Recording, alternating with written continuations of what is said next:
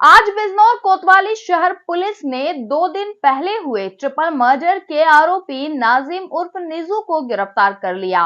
अपर police अधीक्षक संजीव कुमार बाजपाई ने press conference करते हुए बताया कि इस नाजिम नाम के व्यक्ति ने पहले बेटे को नशा कराया। नशे में मृतक ने लूट के ज्वेलरी की बात इस नाजिम नाम के व्यक्ति से कर दी।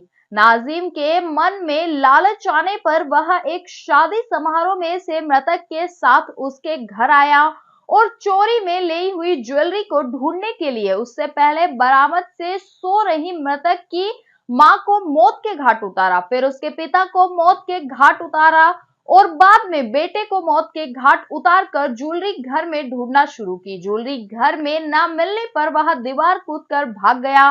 वही अभियुक्त नाजिम मृतक दंपति के बेटे का जिगरी दोस्त था, जिस पर चोरी चाकरी के लिए अभियोग पंजीकृत थे। खुलासा हुआ है, क्या पूरा मामला है, विस्तार से जरा बताइए। जैसे कि आप लोग अवगत हैं कि घटना हुई थी और इसमें पुलिस की 5 टीमें तो लगाई गई थी हमारी। इसके अलावा जो भी हमारी टेक्निकल चीज़ें हम करते हैं, उसके अलावा मैनुअल तरीके से भी लोग लगे हुए थे। इसमें नामजद किए गए थे लोग, सभी नामजदों से पूछताछ की गई। इसके अलावा चूंकि ये लोग क्रिमिनल बैकग्राउंड था, इनका क्रिमिनल हिस्ट्री थी, तो इनके जो साथ के लोग रहे थे, जो साथ में जिन्होंने कभी क्राइम किया था, उनसे की गई। कोई पर्सनल रंजिश हो, कोई और मामला हो, इन सब की जांच की गई थी। इसी दौरान पुलिस को ये बात पता चली कि जो मृतक याकूब था वो एक फंक्शन था, वहाँ पे डांस कर रहा था। तो इस बात पर जब पुलिस वहाँ पहुँची जानकारी की, तो पता लगा कि इसके साथ एक नाजिम नाम का लड़का था जो साथ में डांस कर रहा था।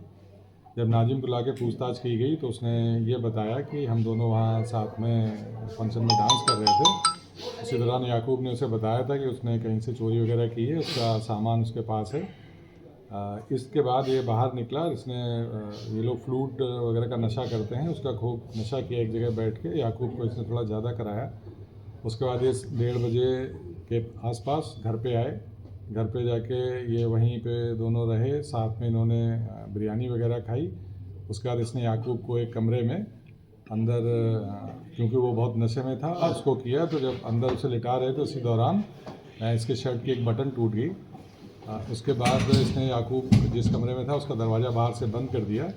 इसको तलाश थी कि जो ज्वेलरी वगैरह है जो याकूब ने बताई थी वो कहीं घर में हो सकती है, तो उसको तलाश करने के नीयत से ये गया था। तो इसने फिर पहले बकौल इसके ही इसने पहले इसकी मां को मारा। चाकू भी वहीं मिला। और उसके बाद इसने उनके जो मंसूर थे वो भी बहुत नशे में थे, वो भी नशे के आदी थे, उनको मारा। इसके बाद इसने तलाशी ली एक कमरे की। वहाँ जब इसे कुछ नहीं मिला तो फिर ये याकूब के कमरे में गया, कुंडी खोली, इसने अंदर गया। उसके बाद वहाँ इसने पूरी तलाशी ली। याकूब उठा, उसने पूछा क्या कर रहे हैं, तो इसने उसको भी चाकू मारा और बाद में ईंट मारी, जिससे वो उसकी मृत्यु हुई। इसके बाद इन्हें पूरे जब अच्छे से तलाशी ली, इसे कहीं कुछ नहीं मिला, तो याकूब की डेड बॉडी के ऊपर कपड़े डालकर और ये वहाँ से कूद के निकल गया।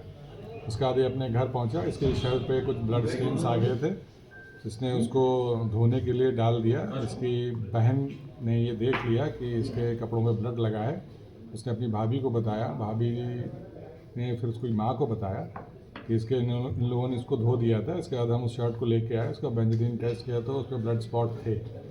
वो देखा, इसके जो बटन जो उसके दौरान टूट गई थी अंदर, वो बटन भी वहाँ से बाद में बरामद हुई है।